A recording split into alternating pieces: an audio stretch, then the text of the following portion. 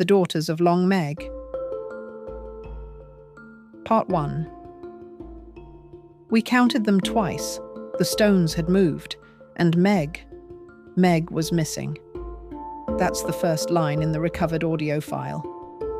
Wind howling in the background. A woman's voice, breathless, hoarse. The sound of her boots crunching over frost. A pause, then a whisper. She's walking again. The audio cuts out. They found her tent the next morning, ripped from the inside. Her equipment frozen solid, but no sign of Isla Hammond, only a single muddy footprint, leading toward the stones. Part 2. The Site.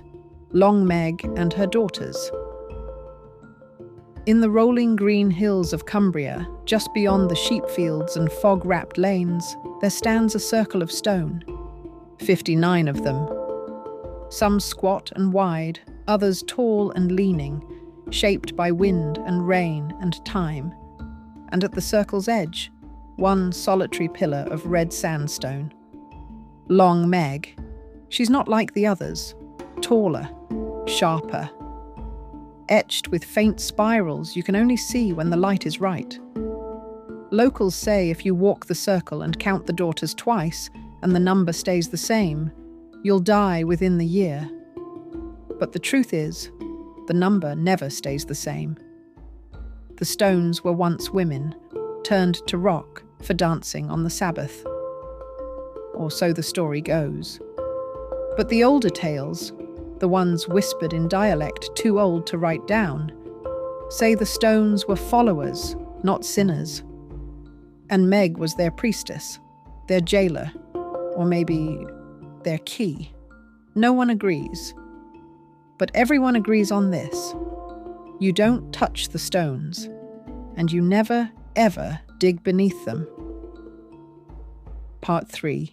The dig begins. Dr. Isla Hammond didn't believe in curses. She believed in stratigraphy, radiocarbon dating, and the archaeology of belief. How myth fossilizes into stone and soil. Long Meg was the focus of her latest research grant. Her goal: prove the site predated folklore. That the circle wasn't punishment, but ritual. A sacred geometry of Neolithic life. With her came a skeleton crew. Tom Bell, a graduate student eager to impress. And Aiden Sharp, a local volunteer with dirt under his nails and stories he only told after sunset. The excavation began quietly.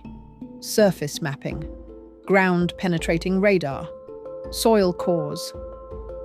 But on the third day, just as the fog began to lift, Isla's trowel struck something that wasn't stone. It was a burial, shallow, unmarked, hidden just beyond the eastern arc of the circle. The bones were curled, fetal, hands clutched over the ears. The jaw dislocated, like it had been opened far too wide in a final scream. There were no grave goods, only a polished stone, smooth, dark and cold even in the sun, tucked beneath the ribs. They logged it, photographed it, bagged it. That night, Tom heard humming. Soft, low, melodic, not quite human. He thought it was the wind, until the wind stopped, and the sound didn't. Part 4. Folklore awakens. The next morning, Aiden didn't show up. When Isla radioed him, all she got was static. She and Tom hiked to his cottage near the ridge, only to find the door wide open, kettle boiling dry, and his boots still by the fire. On the table was a scrap of paper, torn from a field notebook. One line. She doesn't like being counted. That night, Tom confessed he'd been hearing the stones hum for days. Worse, he tried to count them. Once he got 58, then 61, then 57. They walked the circle together with headlamps.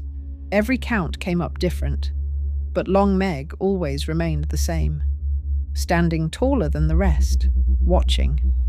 Isla began to notice something else, carvings at Meg's base. Not erosion, but symbols, spirals, concentric circles. Sigils she recognized from Bronze Age burial sites, used to contain or bind. Aiden's stories came rushing back, the ones he told only once.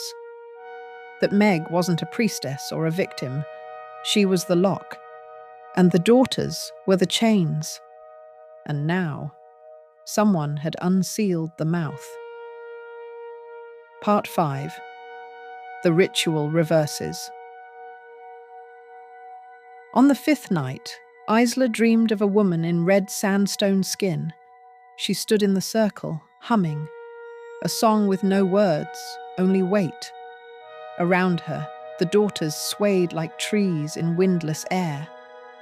In the dream, Isla tried to run, but her feet were sinking into the earth. The woman turned toward her, mouth filled with light, and whispered, "You uncovered her mouth. Now let her speak." Isla woke, choking on soil.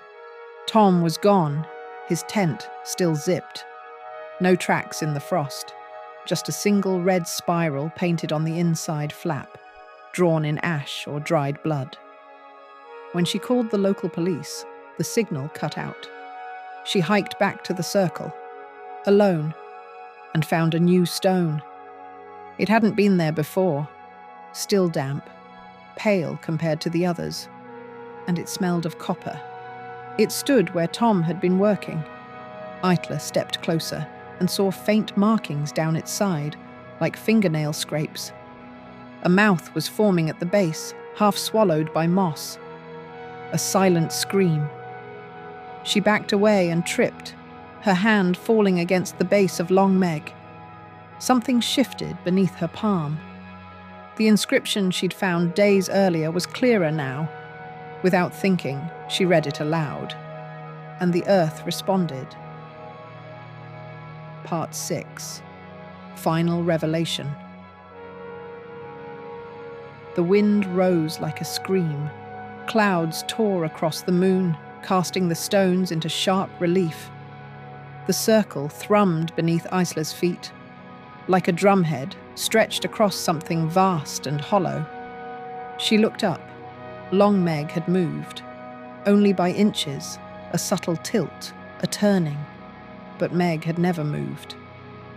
The humming returned, louder now, layered voices, not voices of the living. The stones vibrated with a pulse, like breath, like speech trying to remember how to shape sound. Then Isla heard her name. Not from outside, from beneath, she ran.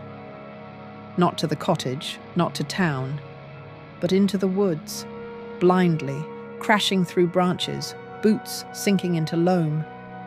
She didn't remember falling, but she remembered the moment the humming stopped, and silence bent the world around her. 3 months later, a team from the university came to collect the remains of the failed expedition. They found the campsite, the scattered notes, the recordings. They found 58 stones, and a new one, taller than the rest, etched in spirals, hairline cracks along its face, like the suggestion of a jaw.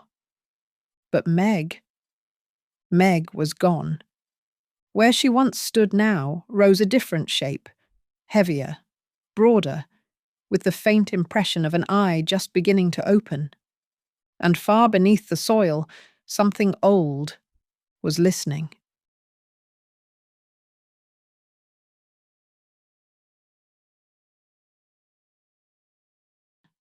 LitReads now has channel memberships. If you'd like to support the channel and unlock exclusive perks, like loyalty badges and a place among the acknowledged, you can join the Reader's Circle below. It's a small way to help keep the library doors open, links in the description.